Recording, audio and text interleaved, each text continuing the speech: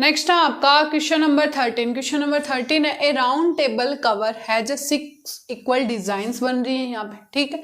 If the radius of the cover is 28 centimetre, radius कितनी दे रही है 28, find the cost of making the designs at the rate of 0.35 per metre square. देखो यहाँ पे एक राउंड टेबल है, round table cover has 6 equal design.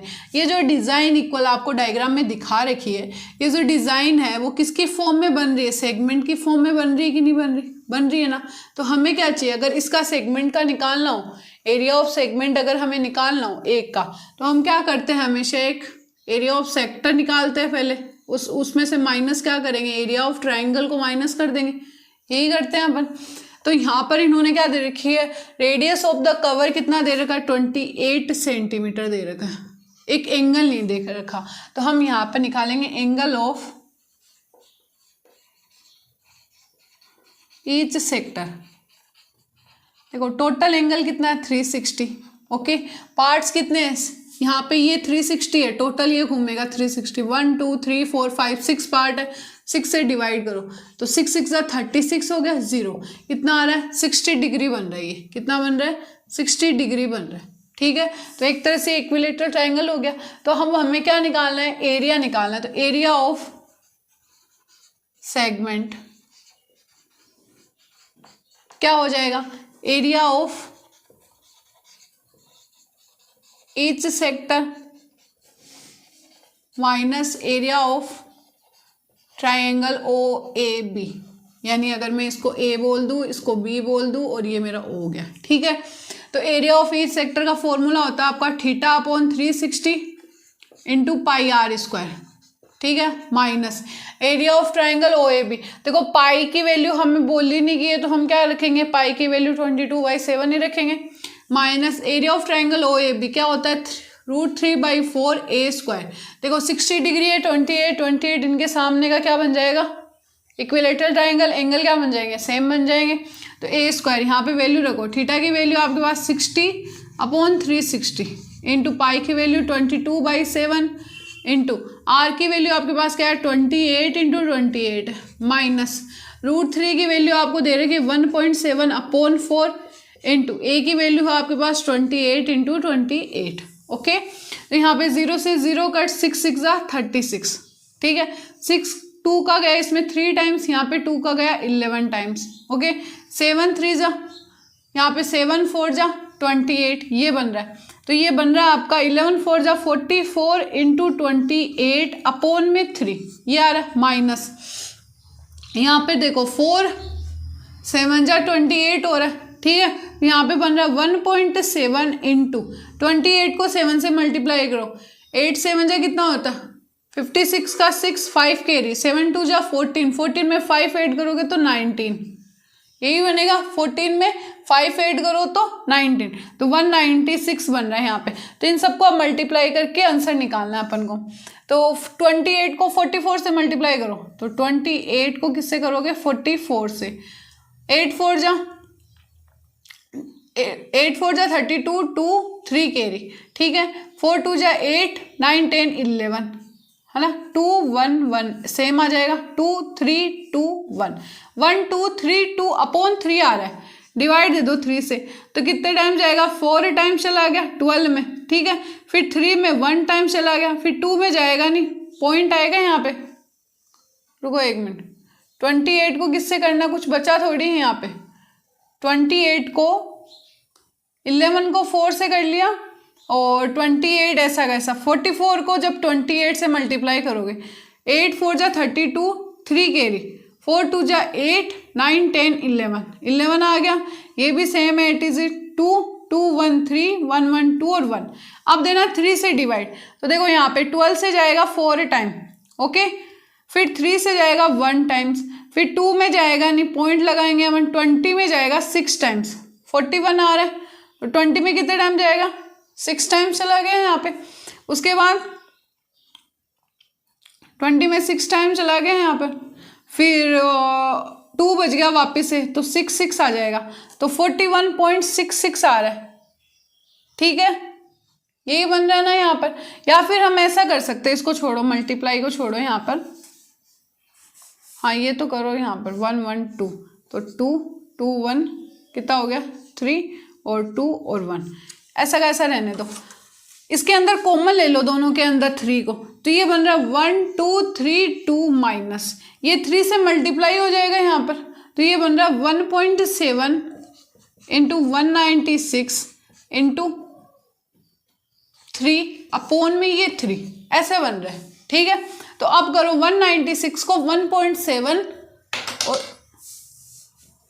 1.7 को जब 3 से मल्टीप्लाई करोगे तो 5.1 आ जाएगा, क्योंकि 17 3 से क्या होता है 51, एक के बाद लगा दो, तो 5.1 को 196 से मल्टीप्लाई कर लो, तो ये बन रहा है 6 6 5 जा 30। ओके, फिर 9 और 9 5 जा 45। ठीक है, फिर से 1 और 5 ऐसा कैसा, तो 6 9 5 3 8 और 1 9 4 5 9। ओके, एक के बाद पॉइंट लगाना है, तो ये बन रहा है आपका 1 2 3 2 माइनस 9 9 9.6 अपॉन 3, ये आ रहा है। तो क्या मिटाऊं मैं यहाँ पर,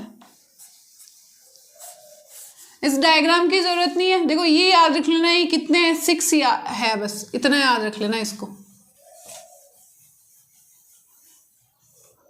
अब देखो 1 2 3 2 में से 1 2 3 2.0 में से 9 9 9.6 को लेस करो, 10 में से 6 गया 4। ओके, यहाँ पर 1 बच गया, इससे एक लिया तो 11 में से 9 10 11 2 बच गया। ठीक है, यहाँ पे 2 था, वापिस से एक इससे लिया, तो 12 में से 9 कितने गए 3, यहाँ पे 1 बच गया, 11 में से 9 कितने गए 2, तो ये कितना आ रहा है आपका 232.4 अपॉन में 3।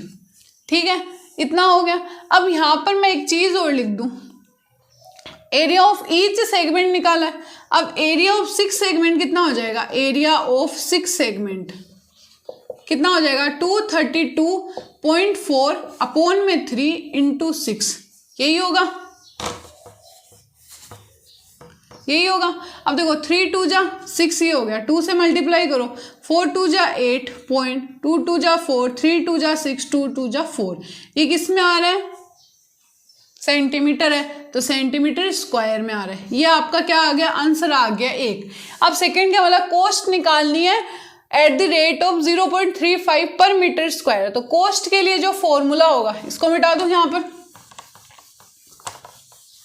अब आपको निकालनी क्या है, कॉस्ट निकालनी है, तो कॉस्ट का जो फॉर्मूला था वो क्या होता है, एरिया इंटू रेट।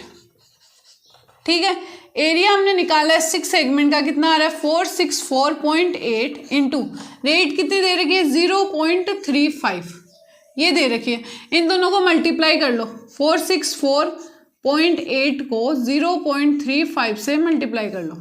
ठीक है, तो 8 5 जा 40 4 कैरी, 5 4 जा 20 और 24 4 2 कैरी, फिर 5 6 जा 30 32 तो 3 कैरी, और 5 4 जा 20 और 23 हो गया।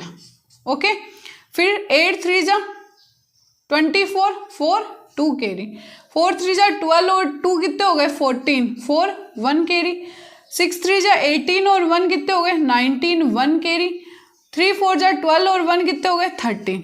ठीक है, फिर 0 से कर दो तो 0 1 2 3 4, ये तो कोई फर्क नहीं है 1 2 3 4, तो ये आ रहा है 0 4 4 कितने आ गए 8 आ गया, 4 2 6 आ गया, और 9 10 11 12 आ गया, 1 कैरी, 3 2 5 और 1 कितने हो गए 6 और 1।